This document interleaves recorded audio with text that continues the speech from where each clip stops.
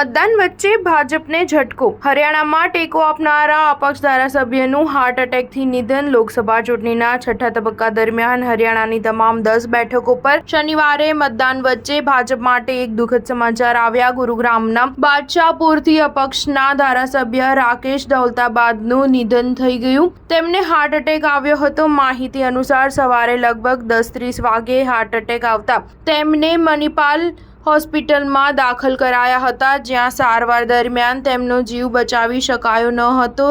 રાકેશ દૌલતાબાદે 2019ની વિધાનસભા ચૂંટણીમાં બાદશાહપુર બેઠક પરથી અપક્ષ તરીકે ચૂંટણી જીતી હતી. ત્યારબાદ તેમણે ભાજપને ટેકો જાહેર કરી દીધો હતો. તેમણે ભાજપના જ ઉમેદવાર મનીષ યાદવને હરાવ્યા હતા. તેમની છબી એક સમાજસેવક તરીકેની હતી. હરિયાણામાં તાજેતરમાં રાજકીય ખેંચતાણ વચ્ચે ધારાસભ્ય દૌલતાબાદ ભાજપને ટેકો કરી રહ્યા હતા. 3 અપક્ષ ધારાસભ્યોએ ભાજપને આપેલો ટેકો પાછો ખેંચી લીધો હતો, જેના કારણે નાયબ સિંહ સૈની સરકાર પર સંકટના વાદળો ઘેરાયા હતા. હરિયાણાના મુખ્યમંત્રી નાયબ સિંહ સૈનીએ પણ હવે દૌલતાબાદના નિધન પર શોક વ્યક્ત કર્યો હતો. સ્ટાર ન્યૂઝ 7 હંમેશા સચ્ચાઈની સાથે.